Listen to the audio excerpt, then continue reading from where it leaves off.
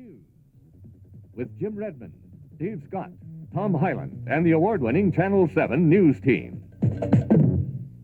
Good afternoon. I'm Bob Palmer. Your regular reporter, Jim Redmond, will be reporting in a moment from Loveland. One of the worst natural disasters in Colorado history occurred last night west of Loveland. Torrential rains east of Estes Park sent a wall of water down the Big Thompson Canyon between Estes Park and Loveland.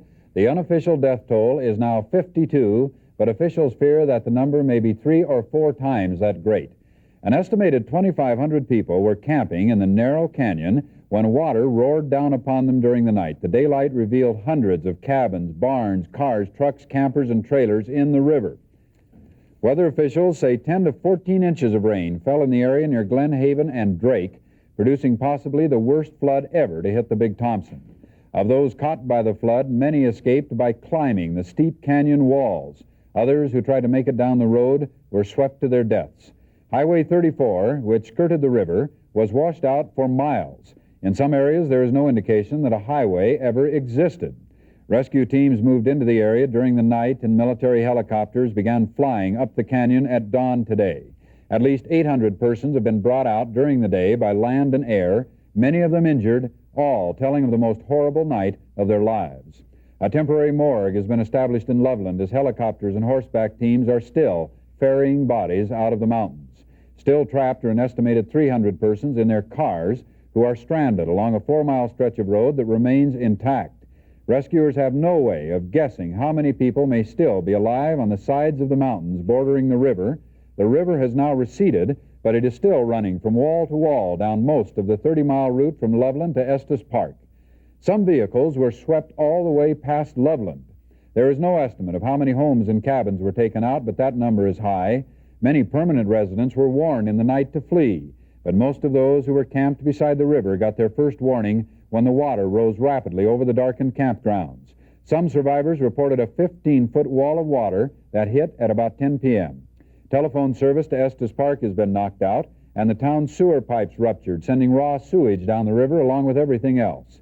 In addition to the Big Thompson flood, high water was also reported along the Poudre River south of Estes, but the damage was comparatively light on the Poudre. Many smaller streams are out of their banks in and around Estes Park, and there is widespread minor flooding.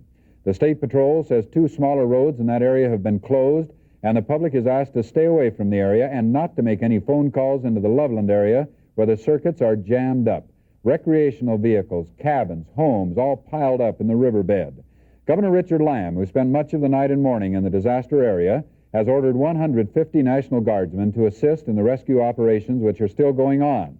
A command post has been established in Loveland by the National Guard and the Larimer County Sheriff's Office, and officials say that this Centennial Day flood was one of the worst in terms of lives lost in state history. The Great Platte River flood in June of '65 caused a great deal more property damage, but took only a handful of lives. There were reports of high water, but no indication of any tragedy last night when producer Ernie Thornton finished work on his 10 o'clock news, and he and photographer Gary Amelon went to check, and they spent all night in the canyon. A hastily assembled and shocked force of rescue workers began to gather about 9:45 last night as news of the flash flood spread through Big Thompson Canyon west of Loveland. They gathered at an inn about 1.5 miles east of a blockade where the water had washed away Highway 34. The sudden cloudburst created a giant wave of water that moved through the canyon, taking everything with it, and the chief of rescue operations asked for help. 10-4, can you call the sheriff's office in Fort Collins? We need the helicopter. St. Anthony's Wright helicopter arrived about midnight, and soon after began transporting divers back to the affected area, where they located hundreds of stranded campers and residents of the canyon who had to scramble for safe ground, but then had no place to go. Our problem is that our helicopters are meeting so much turbulence up there and we can't get them down. We've located people that are stranded in the river. We have 2 stranded deputies up there. One of them lost a car. They're helping people out now. We have some underwater people, swimmers and divers that we pushed in with helicopters. We have 2 highway patrolmen stranded up in there that are helping people also. I believe they lost a car also. There was quite a wall of water that came down, and very little notification was we weren't able to get into many of the outlying areas. The hundreds who were trapped along the Big Thompson used headlights and flashlights to signal to the helicopter above, but the rescue operations would have to wait until morning. Gusty winds, darkness, and the torrential downpour left the chopper helpless. We've had several people float down the river. We haven't been able to recover anybody yet. We don't know exactly where these people are, if they're okay or not. It's kind of a unique situation. It happened too fast for us to really be organized. So right now we're having a hard time finding exactly who's missing. And I'm sure that'll fall out in the morning, but right now it looks pretty bad. In the light of morning, it looked even worse.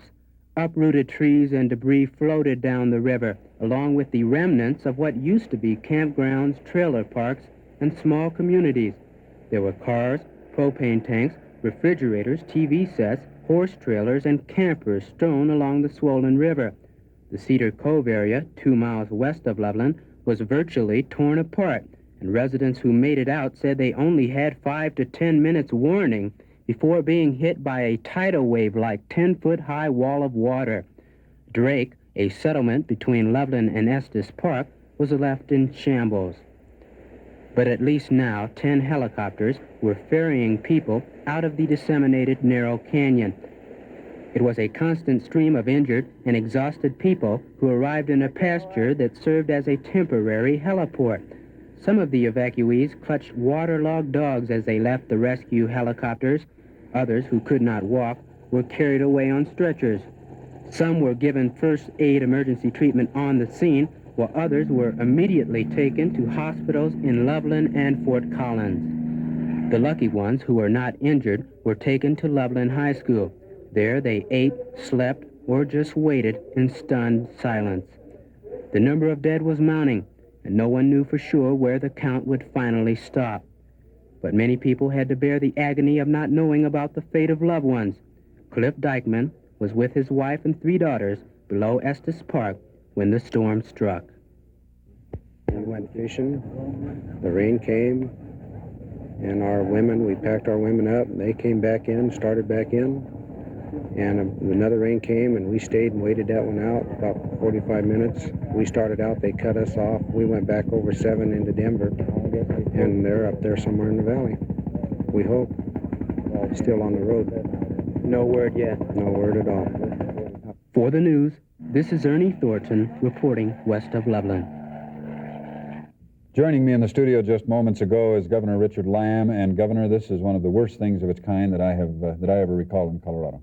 And I know you must be exhausted. You were up all night up there and most of the day today. The magnitude of it, of course, is still unknown. I think that's one of the problems, is that the death rate could double and double again. We just don't know. Mm-hmm. Could you describe in your own words what you saw when you were up there in the early hours this morning? I think we were probably one of the first helicopters over it, and I think the most frustrating thing is how many people were so obviously in need of help and waving to us. There was no way we could get the big helicopter we were in down there. Were they on the sides of the mountain waving? A number of people were on the side of the mountain where they had scrambled up for safety. There was the cars were just a mishmash. There must have been, we could see 60 or 70 different cars, many of them with the headlights still on. And you just don't know whether people are in them. That's the terrifying thing. You just had no idea. The large numbers of groups of people, but the amazing thing is that it almost doesn't look like there's a road there. You look down there, you couldn't believe that last night there was a road there. Yeah, we've had estimates that it may take 3 years to get that road back in because it's gone. It's just plain They're going to have to cut it away. You ordered a National Guard in. You've got 150 National Guardsmen up there. How many helicopters are involved? Well, we took at first light, we took 3 helicopters up there. It's also great contributions for a number of other private businesses and other things, just moved helicopters in there. We don't know where they came from. Yeah. But we ordered, immediately, at 3:30 in the morning, we authorized 1 company of MPs, and plus, which arrived shortly after light. We had a number of helicopters. The problem really is that we had enough personnel up there. The problem was just getting in there. No way to get in there. The road is gone, and there's just a limited number of helicopters. Well, I know you're mobilizing all state resources now, and we'll be able to do as much as the state can for the survivors and the property owners and whatnot. But there's the individual acts of courage up there, I'm sure, that played out last night are going to be continued stories for the next month. There are some great people that came out of any disaster situation. Governor, let me volunteer the services of Channel 7. If there's anything we can do in the way of communications or reaching the public, just let us know. Thank you. Okay, thank you. Among the survivors of the flood was one including Gary. It was a fellow named Gary Watts and his family. They were vacationing in the canyon about 8 miles from Estes when the waters came. Watts and his wife Debbie and their daughter Cindy survived, but their baby Aaron is still missing. The family was in the cabin. They said they were watching it rain, and then the water began to come in under the door, and it got higher and higher until the cabin washed away. We were inside, and when it went, the whole cabin just completely, just like a Tinker toy, just disintegrated. We were down under the water, and next thing I knew, I was in the water, but I was able to walk out. The wife and I and the little girl and baby were okay. What kind of condition is everybody in? Pretty good, really, except Debbie's got a rather bad cut on her arm that they're having to operate on. And how about your children? They're fine, except for Aaron.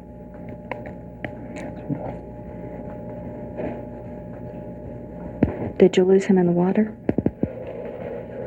Yes. Your regular Sunday reporter, Jim Redmond, has been covering the flood cleanup and all the rescue effort from a spot outside Loveland where our Instacam truck can beam a signal back to Denver. And here's that report. Jim? Bob, about the last thing the people up here trying to cope with this disaster need is more rain, and that's just what they're getting now. More rain squalls are moving into the Loveland area. But one of the most difficult problems that officials have here, outside of the weather problem, is figuring out just how many people were up in that canyon at the time that flood roared down on them.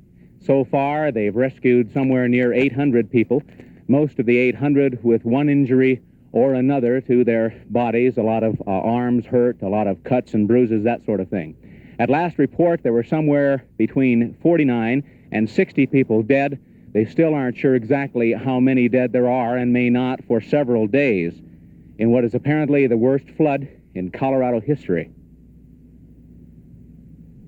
Rescue operations have been going on all day with National Guard and civilian helicopters operating out of 2 emergency helipads just west of Loveland. Governor Lamb has declared this a major disaster area and has sent in 150 National Guard troops to help the Larimer County Sheriff's Office. Apparently, all the water supplies in the Big Thompson River Canyon from Estes Park to Loveland have been contaminated, and people are being urged to boil all water before use.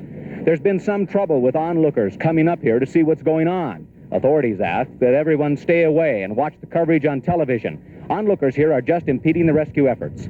This afternoon, leaflets were dropped in the Big Thompson Canyon advising advisors to mark out an A on the ground if medical attention is needed, an F if they need food, a W for water, and an OK if everything's all right. Survivors are also being advised to form groups and get to high ground as more rain and flooding is expected tonight. We'll continue to fly in there as long as we can tonight. Our pilots are getting overextended. We're going to have to pull them out shortly. Early in the morning, we hope to have another 3 Chinooks in there. They seem to be the best adapted to this area, and we can cut our time in half, they tell us, with those.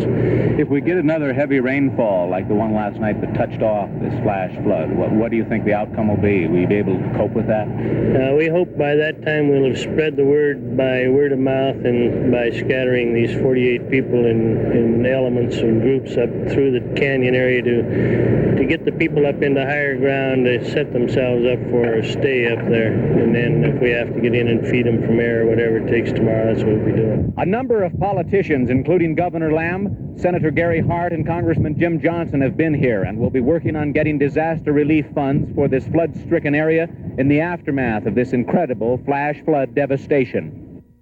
Our man Richard Riggs is up in Big Thompson River Canyon right now at Glen Haven, one of the hardest hit areas. It's reportedly been nearly totally wiped out. Richard hopefully will be able to get film out of there for our news report later on tonight. If not, why, he'll just stay up there until morning when we'll be able to get him out along with all the other people, Bob. Jim, the film we've seen, and from what you say, indicates that the water had to have come down that canyon with tremendous force. I'm sorry, Bob, I couldn't quite hear you. A chopper just went over the... Would you repeat the question, please, Bob? Oh, you couldn't get it? I say from what we have seen and heard, Jim, the water had to have come down the canyon with incredible force. Yes, it did. Obviously, it wiped out everything in its path. It's incredible when you think about what happened up here. A flash flood with 10 inches of rain in Estes Park roaring down that canyon. In fact, the sheriff told a reporter that it completely bounced the Loveland Municipal Power Station, a brick building, right off its foundation, just wiped it away. It's incredible. You wouldn't believe it if you saw it. Okay, Jim, keep us posted from Loveland. Thank you very much for a good report. Denver police say that the high water has now moved into the Denver metropolitan area this afternoon. Many intersections in the eastern part of the city are now underwater. I-70 had to be closed about an hour ago due to flooding in the tunnel under the Stapleton runway. Officers hope to have the interstate open again during the next few minutes. Fire department crews, all available units, have spent the afternoon answering calls for help in the flooded areas of eastern Denver. Unofficial rain measurements include several reports of 2 to 3 inches falling in an hour. The rains came to the Denver area last night and early today. They caused general flooding in the eastern portions this afternoon. Stapleton Airfield, bad hit. The pools of water 6 to 8 inches deep, forcing the closing of runways and ramps. And at about the same time, Stapleton Tower reported their loss of radar. That was about 3 o'clock this afternoon, and the radar at the field is still out. Jerry Schomp, the Stapleton operations manager, tells Channel 7 that water leaking into equipment and possibly a lightning strike are the causes for the radar conking out. All the commercial departures have now been halted, but they are expected to be resumed shortly. The number of incoming flights has been reduced because of the high water and the lack of radar. The FAA's Longmont Control Center is now giving an assist, with extra flight controllers being called in. The hardest hit sections include those in the vicinities of 19th and Chester, the 1300 block of South Moline, and the Mayfair Shopping Center at 14th and Jersey out in Windsor Garden. So it is quite a day of weather. More thunderstorms all over Colorado this afternoon, and Dave Scott tells us a little about that. David?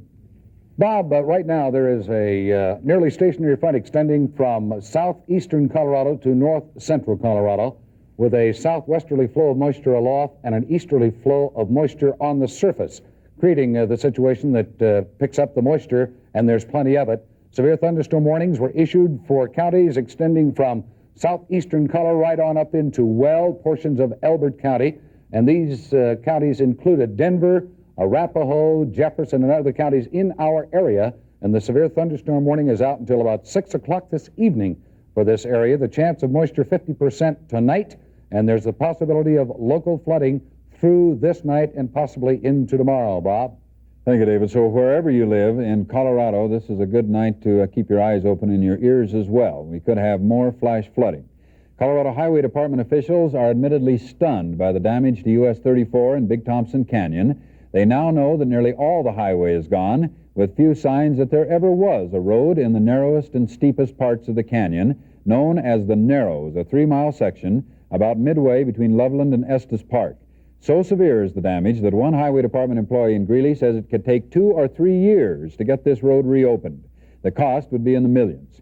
Near the mouth of the canyon, the Bureau of Reclamation's siphon that handles Big Thompson Project irrigation water was knocked out by the flood, but Deputy State Engineer Bill Mattern believes there is adequate storage in Horsetooth Reservoir to handle the needs of farmers for the remainder of the season.